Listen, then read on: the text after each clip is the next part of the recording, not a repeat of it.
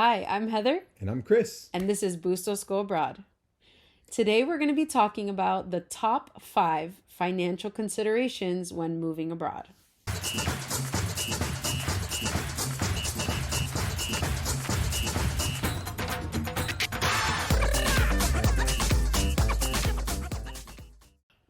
So, what are the top 5 financial considerations before moving abroad? So the top 5 considerations are moving expenses, the visa and legal fees, the housing costs, living expenses, and last but not least, the emergency fund. So, we'll start off with moving expenses. This is something that you definitely want to consider. So, things that we've been having to think about, we're actually in the process of getting our house prepared. We're going to be moving in a few months. And some of the things that we've been considering are, for example, we're going to be renting our home out. So, the cost of storage of all of our stuff. Right. Obviously, having all of the updates done to the house before the new renters come in.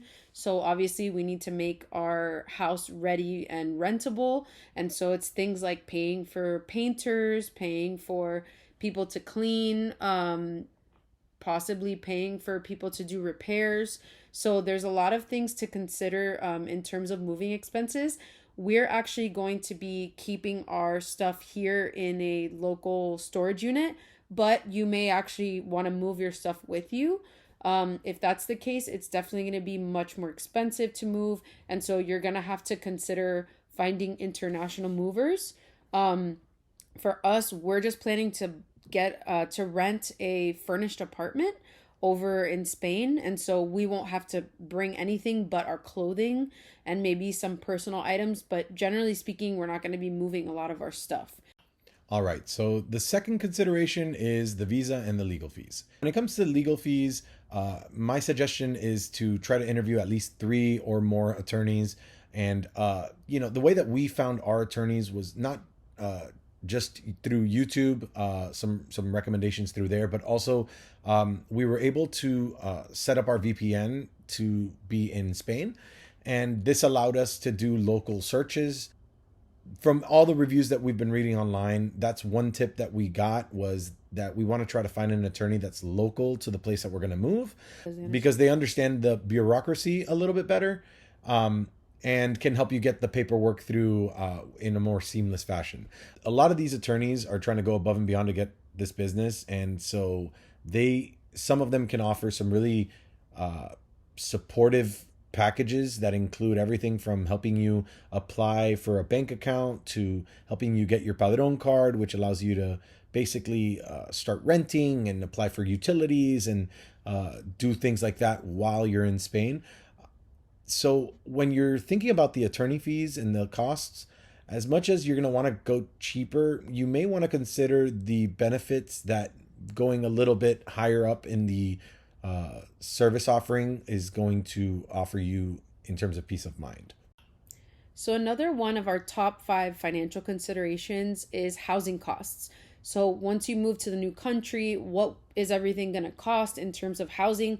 For us, moving from the US to Spain, the cost of living is much cheaper, but we still did some research. You can actually go online and find out what the average cost of things are. So, you can look up like TV, internet, utilities. We've done a lot of research and we've created almost like an estimate of like what those costs will be once we get there. And so that's allowed us to then budget again, because we're coming from the US to Spain. It's going to be a lot cheaper. We're also going to be selling both of our cars, which will save us on gas, insurance, car payments, all of that. So we're going to be saving a lot of money there. And then the question when it comes to housing, because it all depends on where you're going to be living, is, do you want to rent? Or if you're under a certain type of visa, you can buy property there. The type of visa we're going to be under is a digital nomad visa, which you're going to have to rent under that visa. And so just getting some estimates, we have looked at Idealista, which is a website that posts in Spain. It posts like local rentals and homes for purchase. And so we have utilized that to kind of get an idea of budget, what the square footage is going to be. We've researched some of the neighborhoods. So all of those things are important to look up when you're trying to determine the housing costs.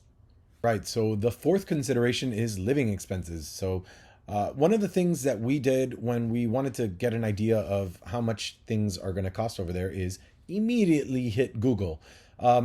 Google, you're gonna be able to find a lot of resources, a lot of websites that actually do grocery list comparisons. You can specify based on like where you are. You know, we are in Houston, so we were comparing Houston to Spain. But it doesn't matter where you're from. There's a tool for that. Healthcare is actually mandatory under the digital nomad visa. To get into the country, you need to have an international insurance plan, or at least a plan that is Spanish based. From everything that we've learned. When it comes to transportation, as Heather just mentioned earlier, you're not going to really have a car unless you choose to. It's up to you. But if not, there is monthly charges for access to the public transportation system in Spain, which is a pretty well structured system. It has good buses, trains. Europe is pretty much known for all that. And so you can expect that your travel costs is going to probably be less than in the US. Daycare for the kids. We have a 6-year-old and a 2-year-old. So we had to consider A, school for the older one, and B, daycare for the younger one. And so the first thing that we were presented with was the Spanish system actually has a really good integration program. And so we were told by an attorney that, hey, if your kids go over there, they will be immersed. They can go to the public school. It'll be full-on immersion, and that's a great option. The second option is private school, which is what we decided to do simply because we think it's going to aid in the transition. They have international schools that kind of have a mixed approach in their curriculum and expose them to Spanish and English, but kind of eases them into that transition. And the final consideration is having an emergency fund. Please, before you leave, you need to make sure you have a good amount of money put away, saved, that can help you in times of need. So if you have a medical emergency, if you need to fly home for whatever reason, there can be so many different unforeseen circumstances that can come up. So it's really good to have a cushion and to make sure that you've got that emergency fund where it needs to be. For us, we've really taken this to heart, and we've been building our emergency fund and creating little buckets depending on what, we think we'll need. So obviously, all the other 4 considerations we talked about, we've created those buckets so that we can make sure that we have all of the costs covered before the move, because there's nothing worse than moving to a new country and having financial instability. So you definitely want to make sure that you've thought this through and you've really created a good cushion for yourself and for your family. Thanks for watching Bustos Go Abroad. Don't forget to like, comment, and subscribe to hear more about our travel adventures.